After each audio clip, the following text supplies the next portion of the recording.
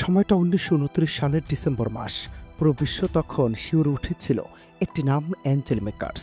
ইচ্ছের বিরুদ্ধে শারীরিক সম্পর্ক, শাসন কিংবা মারধর এসব বিষয়কে নিজেদের উপর নির্যাতন আখ্যা দিয়ে স্বামীদের বিশেষ এক মাধ্যমে হত্যা করত স্ত্রীরা। শুধু তাই নয়, এমনভাবে হত্যা করত যা আইনশৃঙ্খলা বাহিনীও ধরতে পারত না। একে একে এমন ৩০০ পুরুষকে হত্যার পর ঘটনা নেয় ভিন্ন মোড়, যার নেতৃত্বে ছিলেন এক নারী। অবাক হলেও সত্যি, এমন ঘটনা হাঙ্গেরির ছোট শহর নাগিরেভে। একদিন হঠাৎ ওই শহর চমকে ওঠে একটি চাঞ্চল্যকর মামলার বিচারের খবরে। গ্রামের ডজন ডজন নারী ইচ্ছাকৃতভাবে বিষ প্রয়োগ করে হত্যা করেছেন তাদের স্বামীদের। নিউ ইয়র্ক টাইমসের প্রতিবেদনে জানা যায়, ১৯১১ থেকে ১৯২৯ সালের মধ্যে প্রায় ৫০ জনেরও বেশি পুরুষকে আর্সেনিক প্রয়োগে হত্যা করা হয়। এই নারীরা ইতিহাসে পরিচিতি লাভ করে অ্যাঞ্জেল মেকার্স নামে। প্রশ্ন হলো, কেন এই নারীরা নিজেদের স্বামীদের হত্যার মতো ভয়াবহ পথ বেছে নিলেন? নেপথ্যে কি কোনো রহস্য লুকিয়ে ছিল?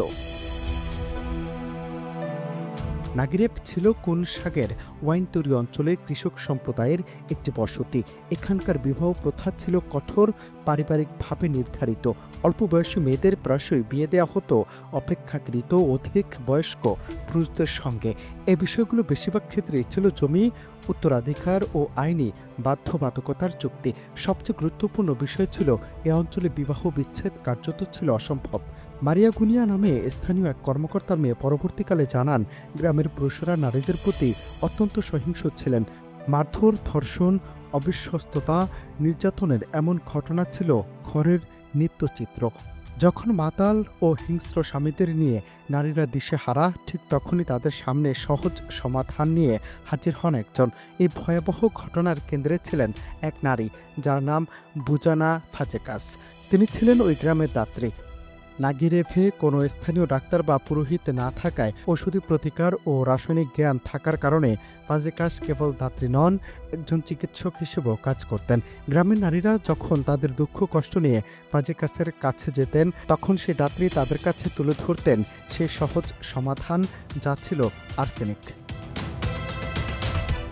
মারিয়া গুনিয়ার স্মৃতিচারণে জানা যায়, ফাজেকাস তাদের বলতেন, যদি তাদের সঙ্গে থাকতে সমস্যা হয়, তাহলে আমার কাছে একটি সহজ সমাধান আছে। সেই আর্সেনিক ঘরোয়াভাবে তৈরি করা হয়েছিল এবং পরবর্তীকালে ফাজেকাসের বাড়ির বাগান থেকে পুঁতে রাখা বিষের শিশিও পাওয়া যায়। একের পর এক রহস্যজনক মৃত্যুতে অবশেষে টনক নড়ে কর্তৃপক্ষের। ১৯১১ থেকে ১৯২৯ সালের মধ্যে নাগিরেভের কবরস্থানে সমাহিত প্রায় ৫০ পুরুষের মৃতদেহ উত্তোলনের উদ্যোগ নেওয়া হয়। পরীক্ষায় দেখা যায়, ৫০টির মধ্যে ৪৬টি মৃতদেহেই ছিল আর্সেনিকের অস্তিত্ব। বিষক্রিয়ার সন্দেহ নিশ্চিত হয় তখন। এক পর্যায়ে সন্দেহের তীর সরাসরি দাত্রী ফাজেকাসের দিকে যাওয়ায় পুলিশ তাকে গ্রেফতার করতে তার বাড়িতে যায়। কিন্তু পুলিশ পৌঁছানোর আগেই ফাজেকাস বুঝতে পারেন সব শেষ। তিনি নিজের কাছে রাখা বিষ পান করে না ফেরার দেশে পাড়ি জমান। পুলিশের রেকর্ড অনুযায়ী প্রথম হত্যাকাণ্ডটি ঘটেছিল ১৯১১ সালে, যখন ফাজেকাস প্রথম গ্রামটিতে বসবাস শুরু করেন। তবে এই ভয়াবহ কাজের জন্য শুধু ফাজেকাসকে দায়ী করা হয়নি, আর এই ঘটনায় সর্বমোট মৃত সংখ্যা অনুমান করা হয় ৩০০-এর অধিক। ১৯২৯ সালে পার্শ্ববর্তী শহর সলনকের আদালতে ২৬ নারীকে বিচারের মুখোমুখি করা হয়। এই অ্যাঞ্জেল মেকার্সদের মধ্যে ৮ জনকে মৃত্যুদণ্ড এবং অন্যদের বিভিন্ন মেয়াদে কারাদণ্ড দেওয়া হয়। ৭ জনকে দেওয়া হয়েছিল যাবজ্জীবন কারাদণ্ড, যদিও তাদের বেশিরভাগই দোষ স্বীকার করেননি। কিন্তু এই ঘটনা সমাজের সামনে একটি গভীর প্রশ্ন তুলে ধরে, যে সমাজে বিবাহ বিচ্ছেদ ছিল অসম্ভব এবং যেখানে নারীরা প্রতিনিয়ত হিংস্র মদ্যপ স্বামীদের দ্বারা নির্যাতিত হতেন, সেখানে মুক্তির একমাত্র পথ কি ছিল বিষপ্রয়োগ?